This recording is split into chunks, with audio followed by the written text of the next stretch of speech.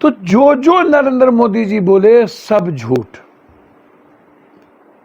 ना पूंजी निवेश हुई यूपी में, ना फैक्ट्री आई यूपी में। राहुल गांधी जी को क्यों वोट देना चाहिए और नरेंद्र मोदी जी को क्यों नहीं देना चाहिए, यह सबसे बड़ा सवाल है। और देश का पीएम राहुल गांधी जी क्यों होंगे और नरेंद्र मोदी जी क्यों नहीं होंगे। एक तरफ कहते हैं कि 80 करोड़ लोगों को मैं अनाज देता रहूंगा मेरे ही टैक्स से, पब्लिक के ही टैक्स से। इसका मतलब है कि 130 करोड़ में 80 करोड़ लोगों को इन्होंने एक्सेप्ट कर लिया कि वो दाल सब्जी खाने की स्थिति में नहीं है। इस धरती पर मुझको लगता है कि एक कुर्सी के लिए 3 तरह की बात नरेंद्र मोदी जी ने की है। वर्ल्ड रिकॉर्ड में, गिनीज बुक में नाम आएगा इनका झूठ बोलने। रायबरेली आप आए हैं इन दिनों लोकसभा चुनाव को लेकर के, क्या कहेंगे? तो देखिए, 2 केंद्र है और दोनों केंद्र यूपी में है। एक बनारस है जिसके खिलाफ लोग वोट डालना चाहते हैं, देखिए, और एक रायबरेली है जिसके पक्ष में लोग वोट डालना चाहते हैं। इस देश में 19 और 14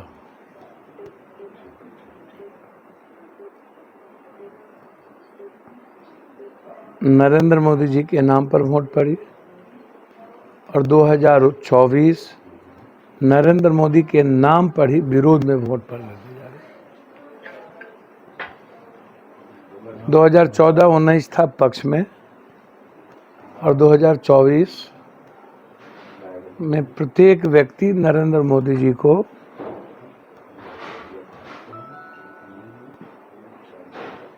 प्रधानमंत्री के कुर्सी पर नहीं देखना चाहता। अच्छा, इन दिनों आपने 3 चरणों के चुनाव हो गए, कई जगह आप घूमे भी होंगे, क्या रुझान आ रहा है? मैं वही बात बता रहा हूँ आपको।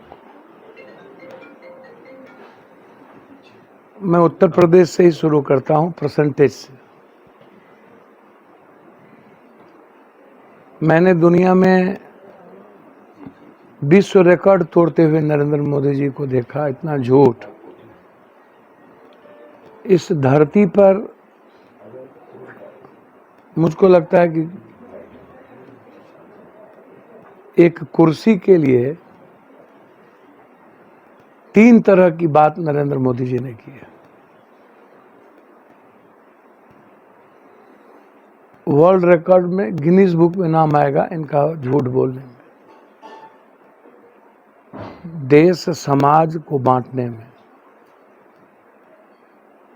और इस देश के 140 करोड़ लोगों की जेब को खाली करने में। सबसे पहला हमला यदि किसी पर हुआ तो महिलाओं पर हुआ, जो इनकी सबसे 12 बजे रात में जो इन्होंने पूरी दुनिया को अपनी ओर आकर्षित किया था नोटबंदी से, और उन्होंने कहा था कि ये हिस्टोरिकल है। उस नोटबंदी के बाद और सैकड़ों मौत के बाद आज तक नोटबंदी पे चर्चा बंद हो गई। किसान खाली हुए, मिडिल क्लास और छोटे व्यापारी बर्बाद हो गए, स्कूल बर्बाद हो गए, महिलाओं की जमा पूंजी खत्म हो गई। दूसरा, इन्होंने महिलाओं पर हमला किया महंगाई से। 160 रुपया, 140 रुपया, 30 रुपया तेल, 120 रुपया दाल। ना किसी के थाली में दाल है, ना किसी के थाली में सब्जी। खास तौर पर अत्यंत पिछड़ा, दलित, आदिवासी के थाली में ये हैसियत ही नहीं है दाल खरीदने की। तीसरी झूठ, इन्होंने महिलाओं को सबसे ज्यादा उजाला योजना से, इतना दुनिया में खतरनाक खेल 1200-1400 रुपया उजाला योजना की सिलेंडर लेने की औकात इस हिंदुस्तान के नरेंद्र मोदी जी के ही द्वारा प्रचारित 80 करोड़ गरीबी रेखा में रहने वाले व्यक्ति के साथ इन्होंने दुनिया में भद्दा मजाक किया है। एक तरफ कहते हैं कि 80 करोड़ लोगों को मैं अनाज देता रहूंगा, मेरे ही टैक्स से, पब्लिक के ही टैक्स से। इसका मतलब है कि 130 करोड़ में 80 करोड़ लोगों को इन्होंने एक्सेप्ट कर लिया कि वो दाल सब्जी खाने की स्थिति में नहीं है। 5 किलो अरवा चावल पर वो जिंदगी जीना चाहते हैं, जिस 5 किलो से ना तो नरेंद्र मोदी जी के परिवार चलेंगे, ना पप्पू यादव का परिवार चलेगा, ना किसी एमपी का, ना किसी सीएम का, ना किसी एमएलए का, ना किसी नेताओं का। तो नरेंद्र मोदी जी बताएंगे कि 5 किलो में दवाई हो जाएगी, 5 किलो में बेटी पर लेंगे, बेटी बचाओ बेटी पढ़ाओ। तो सबसे ज्यादा उजाला योजना, फिर आयुष्मान। आयुष्मान में इन्होंने जिस कदर जिंदगी को तबाह किया इस देश के आम लोगों के। फिर जनधन योजना, कोई भी योजना नरेंद्र मोदी जी का उठा के आप देख लीजिए, स्किल, स्टार्टअप, काला धन, 84,000 करोड़ रुपया कहाँ है अभी तक, और ये ब्लैक मनी इक्वल कहाँ से हो गया, और जाली नोट कहाँ है। अच्छा, आप रायबली आए हैं सर सुन तो लीजिए, रायबली आए हैं, क्या लग रहा है राहुल गांधी? आप पहले सुन लीजिए ना। जी। राहुल गांधी जी को क्यों वोट देना चाहिए और नरेंद्र मोदी जी को क्यों नहीं देना चाहिए,